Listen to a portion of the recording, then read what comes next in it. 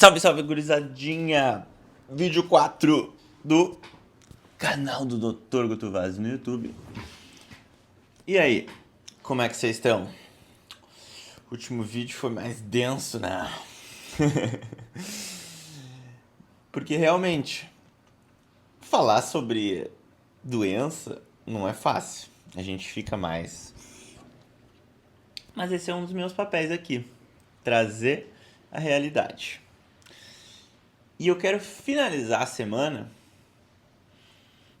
dando um exemplo prático disso. E dizer que ele não é nenhum nem dois, que é super comum acontecer isso. Na prática de um hospital de grande porte,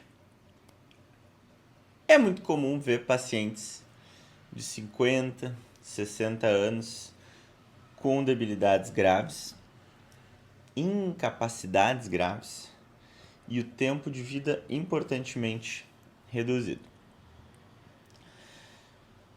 O caso de hoje, eu vou fazer mínimas alterações para preservar a unanimidade. Não é unanimidade. O anonimato. Viu só? Eu não vou fazer mais take, gurizada. O vídeo vai ficar como original. Então, é isso aí. Para preservar o anonimato. Mas o corpo, o grosso da coisa, é tudo verdadeiro. Paciente de 54 anos. Fumou 10 cigarros por dia a vida inteira. Bebia cerveja nos finais de semana de uma forma variada. Ele falava que às vezes era 3 latões, às vezes era 5, às vezes era 10. Mas que ao longo da vida sempre manteve esse hábito. Nunca praticou atividade física. Dormia em horários irregulares e por quantidades de tempo variáveis. E era obeso. Nunca pensou em dieta, nunca teve acesso, curiosidade, vontade de conversar sobre nutrição. Comia bastante fritura, pouca salada. Resultante disso, ele tinha níveis de estresse lá nas alturas.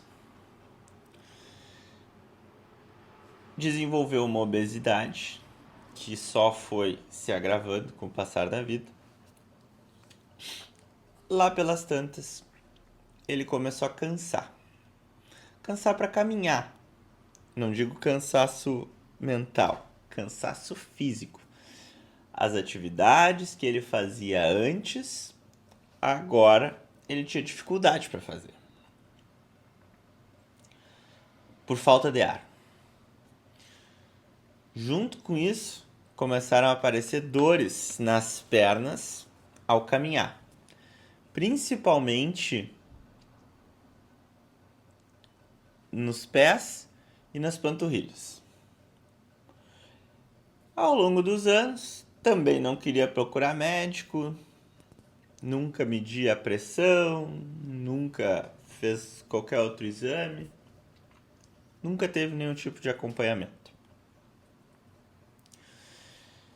Até que, cerca de 1 ano e meio atrás, ele precisou internar no hospital por causa desse cansaço. E o que se identificou é que ele possuía já doença no coração, doença nos pulmões, o dano majoritariamente causado pelo cigarro, uma doença renal, de forma que, vou simplificar aqui o rim de forma muito injusta, tá? Peço desculpas aos nefrologistas, mas eu vou simplificar extremamente o rim como um ralo do corpo. O sangue é filtrado ali, as impurezas passam e vão embora. E ele também produz alguns hormônios. É isso. Imagina que esse ralo começou a ficar um pouco entupido. Tudo isso é diretamente relacionado ao estilo de vida. No fim das contas, ele saiu dessa internação não muito melhor do cansaço, agora com um monte de remédio que os médicos disseram para ele e que ele não toma a maioria. Depois dessa primeira internação, se sucederam em 1 ano e meio outras 15. Ele ficou praticamente o tempo todo internado.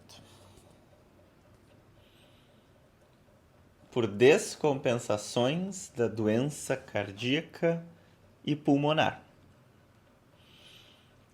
Além disso, aquelas dores nas pernas se revelaram ser uma doença vascular. Lembra que eu falei no vídeo passado que os vasos sanguíneos são como estradas e que os pilares do estilo de vida fazem a manutenção dessa estrada limpa? Pois é, meu caro internauta, minha cara internauta. As estradas dele estavam tudo entupidas já. Muitas vezes os cirurgiões vasculares, que têm uma especialidade lindíssima, conseguem desentupir essas estradas. Eles podem colocar pontes por sobre a obstrução, que chamamos de bypass. No caso, tem uma obstrução aqui, né? Tem um vaso aqui assim. E a obstrução está só aqui no meio. Eles colocam uma pontezinha para o sangue passar a obstrução. Tem também como colocar um stent, que é tipo uma molinha. Tu vai dentro do vaso e puff, abre ele. Tira aquela gordura, aquela sujeira para fora. E no caso dele foi tentado algumas dessas interrupções, intervenções vasculares. Aconteceu que a doença era muito grave. Ele teve que amputar uma parte do pé. O rim dele foi piorando. O coração e o pulmão da mesma maneira. E de uma maneira acelerada. Sabe quanto tempo leva para se instalar no corpo essa constelação de doenças? Esse substrato, esse arcabouço metabólico disfuncional? Décadas. Começa na adolescência, quando a gente costuma ser inconsequente, quando a sociedade, o ambiente, nos ensina que sacrificar o sono para beber de madrugada é legal, que cigarro é legal,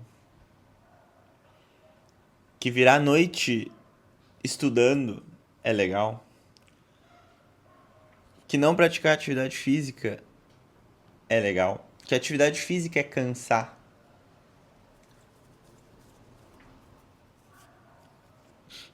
Que dieta é chato.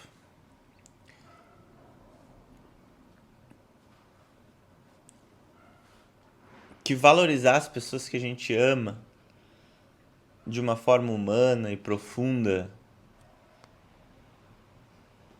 é menos importante do que relações superficiais, líquidas, como falam aí, né?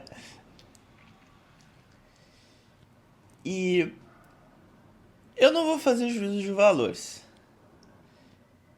Acho que vamos todo mundo concordar que o que se tem de forma comum na sociedade é isso.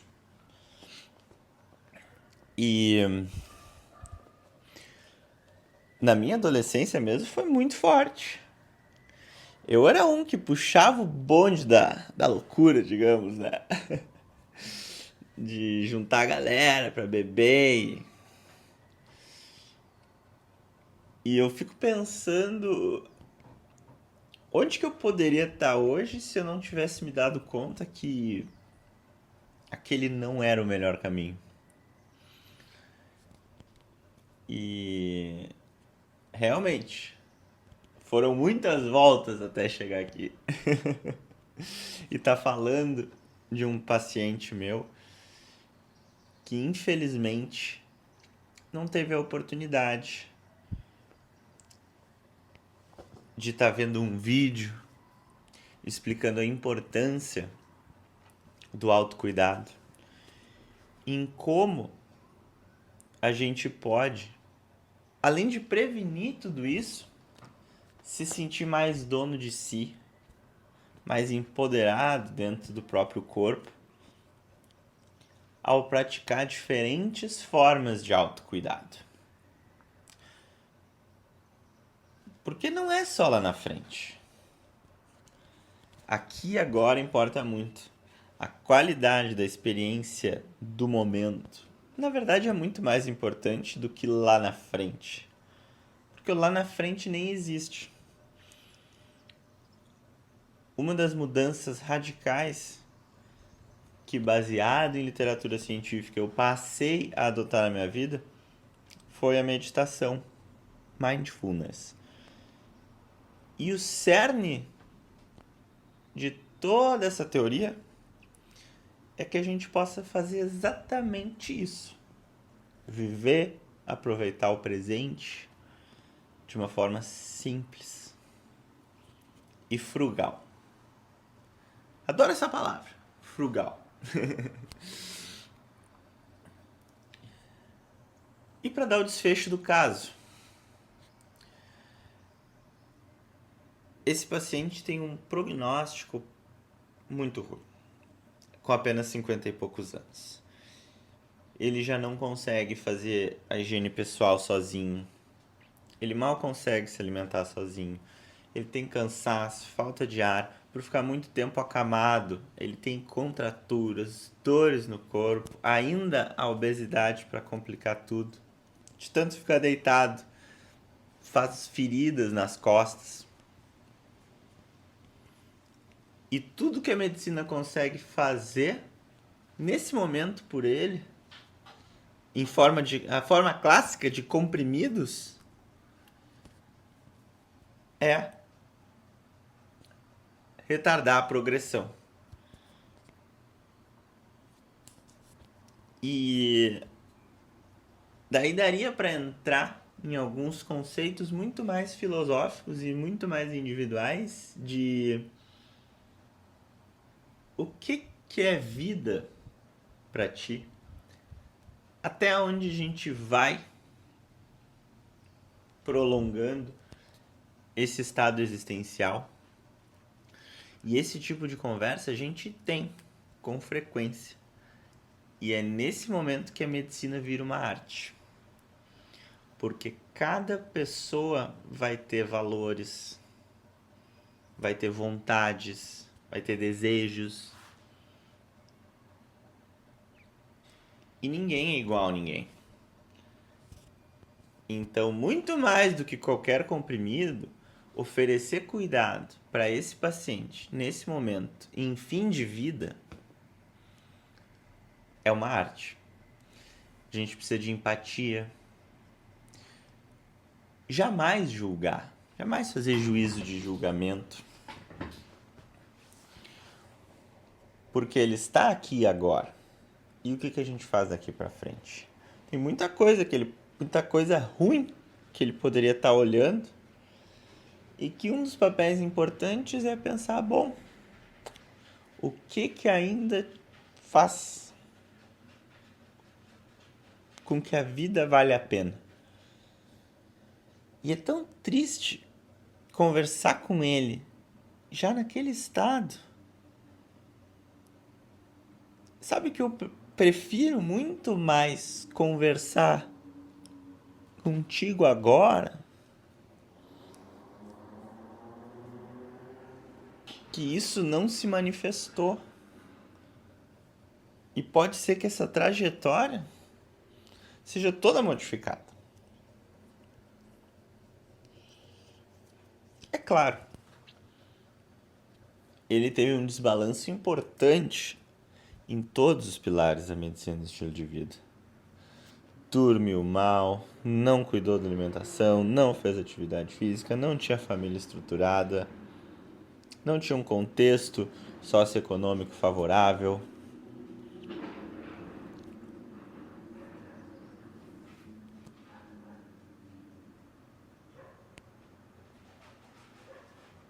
Mas é de suma importância a gente ter esse tipo de exemplo e refletir se as escolhas que a gente faz hoje elas trazem consonância com quem a gente é por dentro de uma forma mais importante do que o que a gente quer aparentar, e se isso lá na frente vai se traduzir num retorno positivo para nós. Feitoria gurizada! Se vocês gostaram do conteúdo, não deixa de se inscrever no canal. Não tenho ideia de que lado é que se inscreve no canal. Aqui a gente vai seguir pavimentando conhecimentos, às vezes mais rasos, às vezes mais profundos, sobre questões existenciais, envolvendo o prazer de viver, escolhas, motivação, prevenção de doenças, a sensibilidade existencial humana. Vamos tocar em muitos tópicos. E aos poucos, traçar uma vida que tenha valor e sentido. A gente se fala.